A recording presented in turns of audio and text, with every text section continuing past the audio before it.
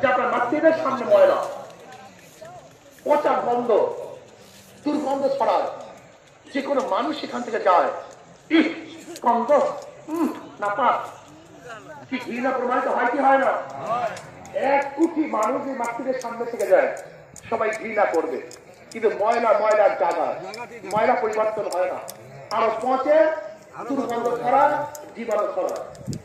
যদি এক ব্যক্তি পরিকল্পনা করছে, ইমাম সাহেব, সে চিন্তা করছে ময়লা, বালতির প্রয়োজন, পানির প্রয়োজন, ঝাঁটার প্রয়োজন, ঝাড়ুর প্রয়োজন, সে পালতি মেরে পানি দিয়ে ঝাঁটা দিয়ে ধুয়ে ফেলছে, পরিষ্কার করছে, ময়লা আছে? 1 কোটি মানুষের ঘৃণার ময়লা যায় নাই, একজনের পরিকল্পনায় ময়লা থাকতে পারে নাই।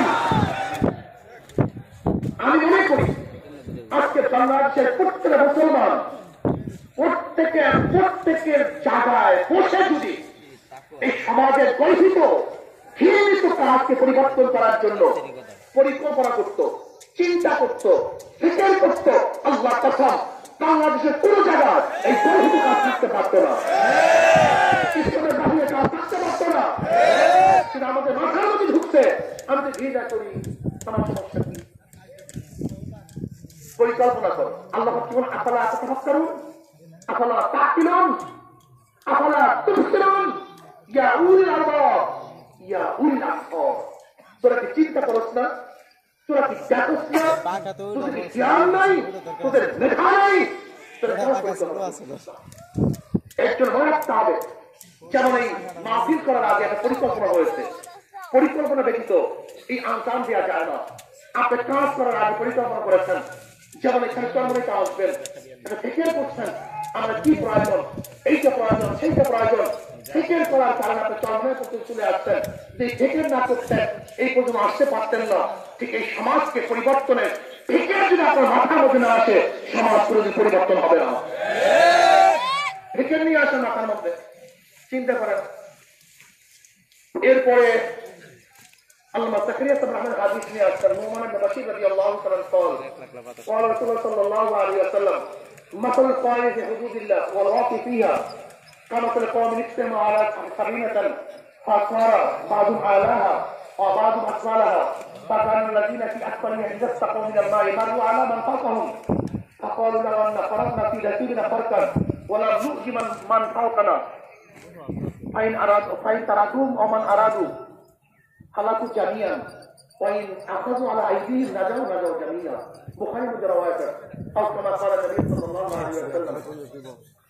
নুমান ইবনে বাশীর রাদিয়াল্লাহু তাআলা রওয়ায়াত আছে, মাসালুল কায়দ হুদুদিল্লাহ ওয়াল ওয়াকিফ ফিহা সেটা তো ভাষাই নেই, কামাসাল কওমিন ইসতাহমারু কামাসাল কওমিন ইসতাহমারু আলা সাবিনাতিন ফাসারা আলা ফাসারা বাযু আলা পয়সা নেই আলা আলাস্কৃত করে একদম যেমন যারা আল্লাহর হুকুমের মধ্যে, গণ্ডির মধ্যে কায়েম ও দায়েম থাকে, আর যারা হুকুম থেকে বের হয়ে যায়, গণ্ডি থেকে বের হয়ে যায়, তার উদাহরণ কেমন?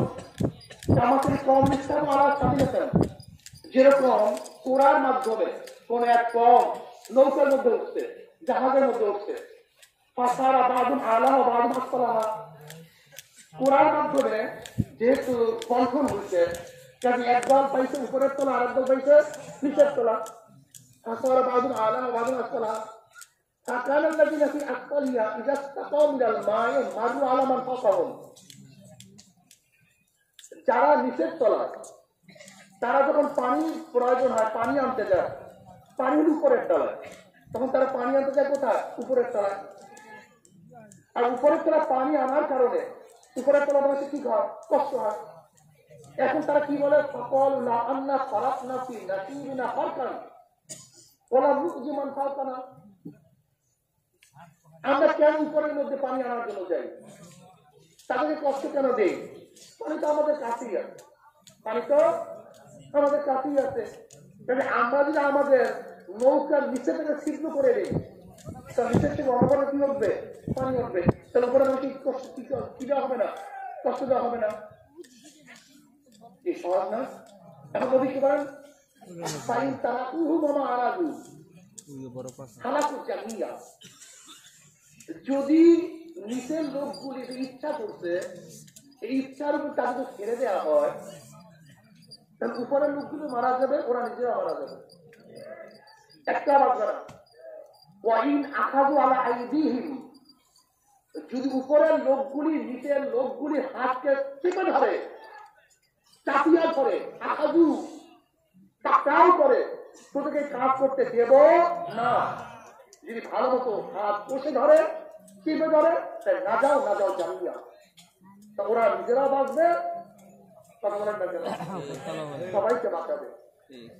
আর যদি ওদের গর্হিত কাজ করতে বাধা না দেয়, ওরাও মরবে। কি বুঝলেন তারা?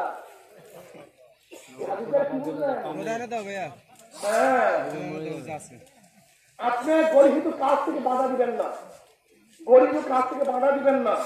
আপনি ভাবিয়েন না আপনি বাঁচবেন, মনে করবেন আপনি চলাবেন, এই গোটা উম্মত কলিয়ে যাবে, এই গোটা উম্মত ধ্বংস হয়ে যাবে। কাজী আল্লাহ রাব্বুল আলামিন আমাদের সবাইকে এই গর্হিত কাজ থেকে বাঁচার তৌফিক দান করেন। তৃতীয় হাদিস নিয়ে আসছেন আব্দুল মাসউদ রাদিয়াল্লাহু তাআলা রাসূলুল্লাহ সাল্লাল্লাহু আলাইহি ওয়াসাল্লাম। না এদিকের মানুষ এদিকে আছে। أول ما دخل الناس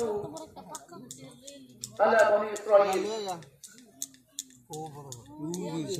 أنه كان رجل يلقى رجلا فيقول يا هذا اتق الله، فيقول يا هذا اتق الله ودع ما تصنع به فإنه لا يحل لك।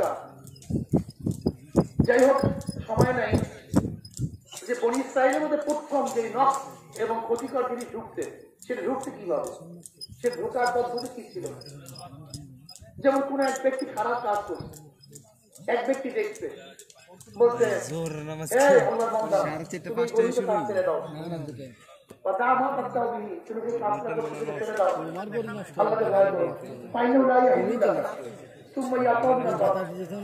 সেই কাজ থাকতো না, পরবর্তীতে তার সাথে মিলিত হইত, সে তার অবস্থানই আছে, সে তার কাছ থেকে বিরত রাখতো না।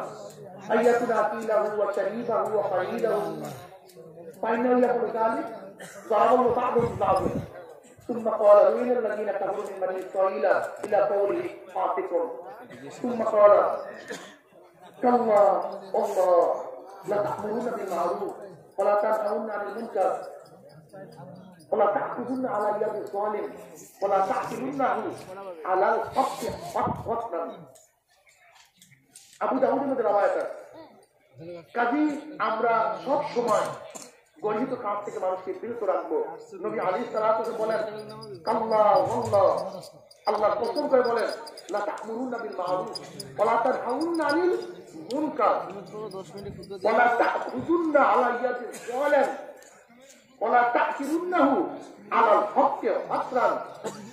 নবী আলাইহিস সালাতু বলেন আল্লাহ কসম, তোমরা সৎ কাজের আদেশ দিতেই থাকো, অসৎ কাজ থেকে মানুষকে বিরত রাখতেই থাকো এবং জালেমদের হাত চেপে ধরো এবং জোরপূর্বক মানুষকে হকের পথে নিয়ে আসতেই থাকো।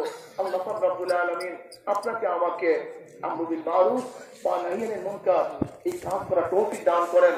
আশা করি আলহামদুলিল্লাহ আমরা আমরু বিল মারুফ ওয়া নাহয়ি